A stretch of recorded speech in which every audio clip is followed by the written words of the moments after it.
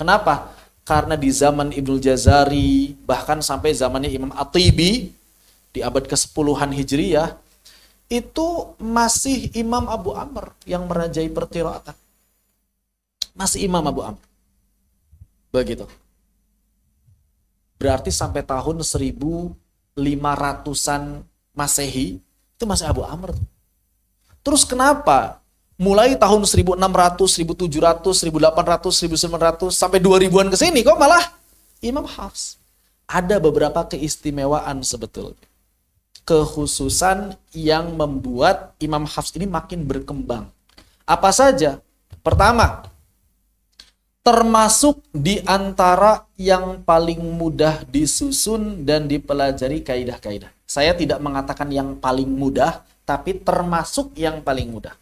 Berarti ada yang lain, ya bisa jadi ada yang lain yang lebih mudah, karena relatif kan mudah atau enggak. Cuma Imam Hafs ini dibandingkan beberapa qiraat yang lain memang cenderung lebih mudah.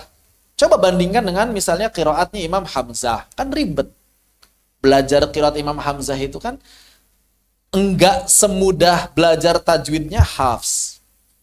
Atau misalnya Imam Qalun dalam bab Hamzah itu kan banyak tuh. Apakah ditashil atau dihadzaf Hamzah ketemu Hamzahnya. Nanti kalau dihadzaf madnya jadi beda. Di Hafs nggak ada ribet-ribet begitu.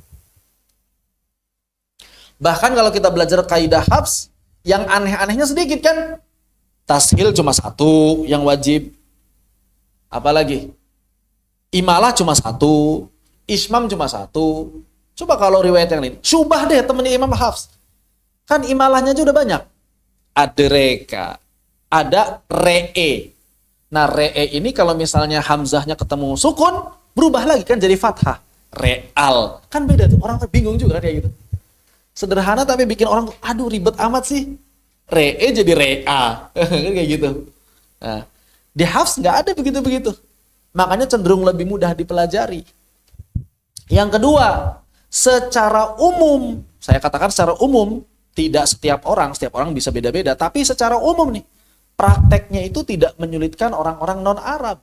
Menarik, bagi orang-orang Arab, riwayat Hafs, bahkan qiraat Imam Asim secara umum, dianggap qiraat yang qawi, qiraat yang kuat. Makanya Imam Asim disebut Imamul Qawi. Kenapa Imam Asim disebut Al-Imamul Qawi? Karena Hamzahnya jarang ditashil, jarang dihadzaf. Jarang diibdal. A'anzartahum. Iya kan? Riwayat yang lain, anzartahum, anzartahum, anzartahum. Tapi bagi orang non-Arab lebih mudah ternyata anzartahum dibandingkan anzartahum atau anzartahum. Lebih mudah bagi orang non-Arab, apalagi orang Sunda. Itu lebih mudah lagi kan ya. Buktinya kalau orang kita, orang Indonesia suruh baca tashil, malah kesusahan. Padahal tashil itu artinya mempermudah. Tapi buat orang Indonesia mempersulit. Mendingan gak ditashil. Orang Indonesia lebih mudah baca a'ajami daripada a'ajami. Makanya banyak orang baca a'ajami jadi ahajami. Iya kan? Karena lebih berat bagi orang Indonesia. Justru prakteknya Imam Hafs, praktek riwayat Hafs ini lebih mudah diamalkan buat orang Arab, buat orang non-Arab. Pertanyaannya, orang Islam banyakan Arab atau banyakan non-Arab? Banyakan non-Arab. Makanya orang-orang non-Arab kalau belajar Al-Quran mendingan baca pakai Hafs, lebih sesuai dengan lidah mereka. Begitu. Kemudian Imam Hafs ini dulu semasa hidupnya sering bersafar, sehingga sedikit atau banyak mempengaruhi warga sekitar. Imam Hafs ini sering mengajar di mana? Ke Irak, keliling Irak tuh. Roadshow kalau zaman sekarang, daurah. Daurah cara membaca Al-Quran. Ya Imam Hafs pasti ngajarin versi beliau kan? Nggak mungkin ngajarin riwayat Qalun. Inilah cara baca Al-Quran yang saya riwayatkan dari Imam Asim. Imam Asim belajar dari beberapa guru, di antaranya Imam Abu Abdurrahman As-Sulami. As-Sulami belajar dari beberapa guru, di antaranya Imam Ali bin Abi Thalib. Di antaranya Sidna Utsman ibn Affan. Begitu kan? Akhirnya murid-muridnya tersebar ke Mekah dan lain sebagainya. Lama-kelamaan, Kan murid-muridnya ngajar juga. Ngajarnya pakai apa? Iya, pakai yang diajarkan riwayat Hafs.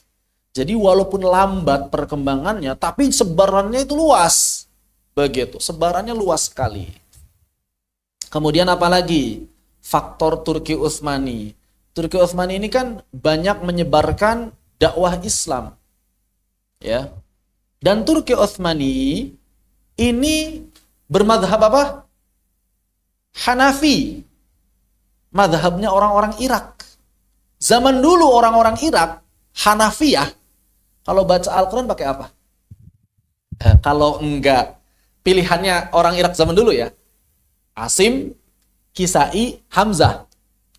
Turun tuh. Jadi yang paling tinggi itu Asim, paling banyak, kemudian Kisai, kemudian Hamzah dan Khalaf, itu sejajar. Kenapa? Karena Imam Hamzah ini murid-muridnya, seperti yang pernah saya ceritakan ya, sebagian murid Imam Hamzah ini apa? Agak berlebihan dalam ngajar, makanya kurang disukai para ulama.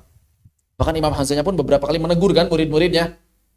Begitu. Beda sama murid-murid Imam Asim sama murid-murid Imam Kisai. Sebagian murid Imam Hamzah itu agak berlebihan dalam ngajar sehingga kurang diterima cara bacanya oleh para ulama. Begitu. Bahkan sebagian ulama bilang makruh. Baca pakai qiraat Imam Hamzah itu makruh. Maksudnya makruh ini nggak suka lah, berlebihan lah murid-muridnya gitu ngamalinnya. Mad misalnya jadi berapa harokat gitu kan. Kayak gitu. Sebagian murid-murid Imam Hamzah seperti itu. Antum bisa lihat fatwa-fatwa para ulama di zaman itu di Irak, termasuk fatwa Imam Ahmad bin Hanbal itu ada yang mengatakan kurang suka dengan cara baca qiraat Imam Hamzah yang dibawa oleh murid-muridnya tadi. Makanya Imam Ahmad bin Hanbal pernah ditanya sama anaknya, qiraat apa yang enak diamalin, yang pas lah gitu ya. Maka apa kata Imam Ahmad? Nafi'. Kalau enggak ada, atau kalau misalnya ribet belajar jauh ke Madinah, siapa? Apa Imam Ahmad? Asim. Begitu. Seperti itu. Ya. Maka kebiasaan orang-orang Irak dari dulu, bacaan itu Asim. Kalau enggak Syubah ya Hafs. Ini dibawa oleh para ulama mazhab Abu Hanifah. Ketika Turki Utsmani besar, mereka mazhab fikihnya Abu Hanifah. Maka ulama-ulamanya pun secara pengamalan Al-Quran ya kalau enggak Syubah, Hafs. Sehingga kalau mereka berdakwah, nyebarin Islam kemana-mana, pasti ngajar Al-Qurannya kalau enggak Syubah, Hafs. Begitu. Nanti ada berkaitan dengan mushaf juga di akhir insya Allah. Kemudian ini yang menarik juga, bahwa rekaman Al-Quran yang pertama kali diterbitkan adalah suaranya Syekh Mahmud Khalil Al-Khusari. Dulu orang kalau rekaman Al-Quran paling beberapa ayat kan ya, atau lagi sholat direkam. Tapi belum ada tuh yang baca Al-Quran dari awal Al-Fatihah sampai akhir An-Nas full. Siapa yang pertama kali? Syekh Al-Khusari. Pertanyaannya, Syekh Al-Khusari pertama kali ngerekam pakai riwayat apa? Hafs. Wallahu a'lam. Dapat ilham dari mana? Wallahu a'lam. Gak cerita juga kan beliaunya kan. Kenapa tiba-tiba pilih Hafs? Padahal dulu sebetulnya di Mesir bukan cuma Hafs yang hidup. Ada 3 qiraat yang hidup, 3 riwayat. Hafs, Warash, Ad-Duri. Di Mesir itu yang hidup. Bahkan Warash itu kan asli Mesir, harusnya Warash ya. Warash asli Mesir. Tapi wallahu a'lam, Imam Syekh Al-Khusari ternyata milih riwayat Imam Hafs. Mau nggak mau orang kalau belajar akhirnya apa? Ya dengerin rekaman Al-Quran Hafs. Makin tersebarlah riwayat Hafs. Kemudian, ini juga yang tidak bisa kita pungkiri. Saya pernah beberapa kali baca di